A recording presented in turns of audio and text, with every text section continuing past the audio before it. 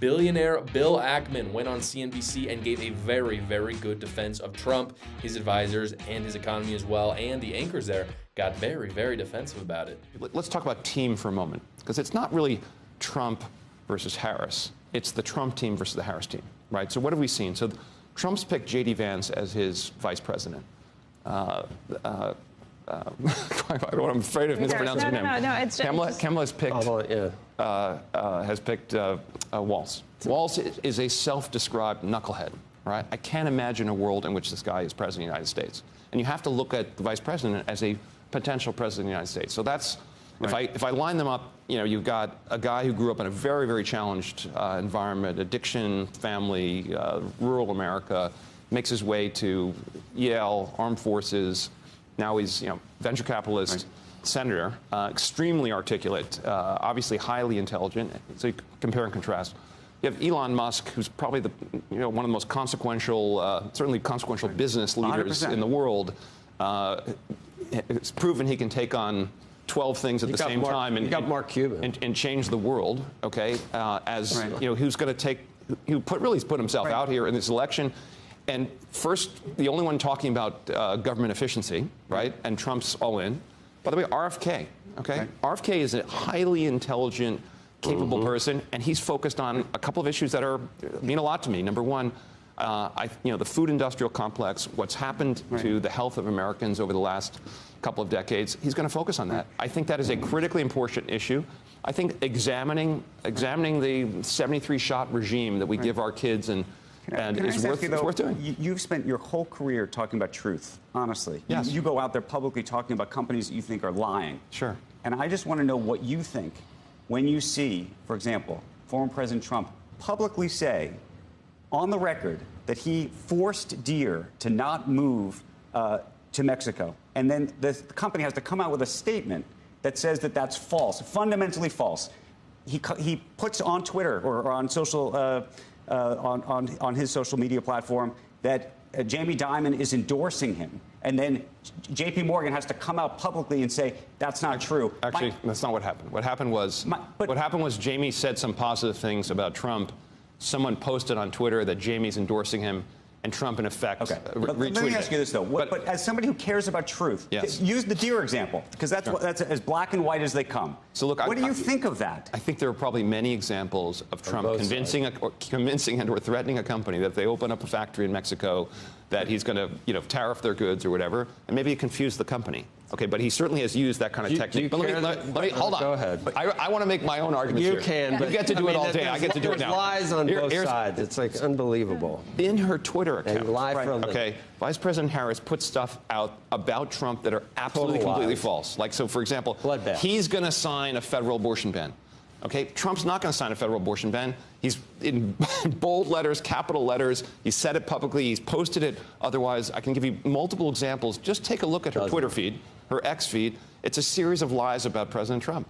So there's a lot to unpack there. I've heard so many leftists say, this has been on X and everywhere I've been, they say something along the lines of, well, you're not just voting for Kamala Harris, you're also voting for her team. And it's like, yeah, that's why I don't want to vote for Kamala Harris. Like, she's bad enough.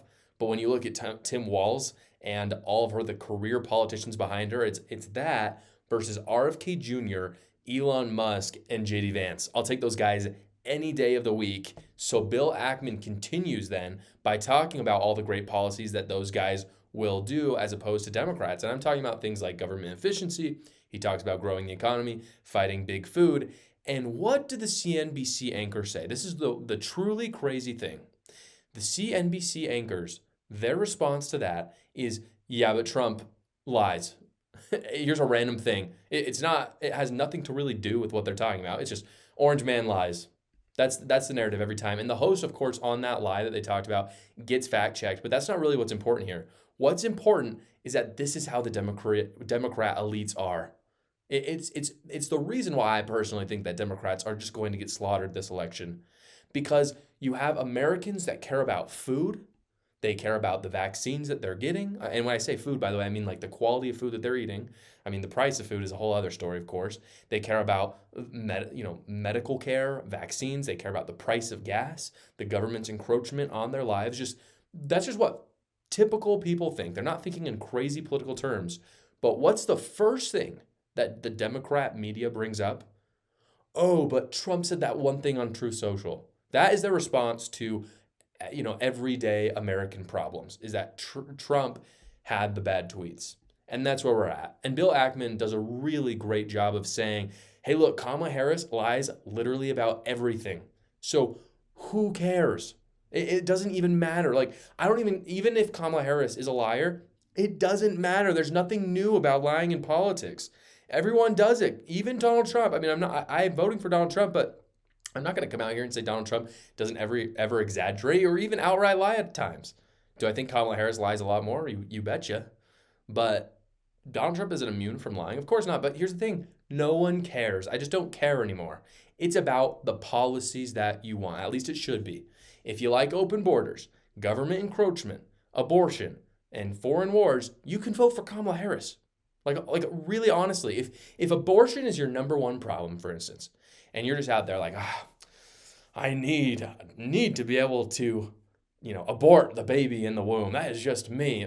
Vote for Kamala Harris. We don't have a lot in common. I'm really just sorry to say that. I don't think there's a lot of people out there like that. But if that is you, vote your conscience and vote for Kamala Harris, sure. Yeah, that's the right candidate to vote for. Don't vote for Donald Trump. If you really like government cracking down on average day citizens, vote for Kamala Harris. That's logical, right? Like, you like that, you vote for Kamala Harris. That's fine. It's okay. But don't think that Trump is just the liar all the time and that she's perfect. If you're going just straight on policy, that's fine. But don't be silly enough to think that this is some moral battle where one of these candidates, again, it's the Hitler talk with Donald Trump right now is just ridiculous. That somehow we've got this pure, amazing, beautiful candidate in Kamala Harris, and then you have Hitler. It's just a lie. It's not true. Vote your conscience. If you like abortion and foreign wars, you can vote for Kamala Harris. It's fine. If you're just a normal person that likes all the things that I listed before, like big food, staying out of things, having their own checks, big media having checks, the economy running well, vote for Donald Trump.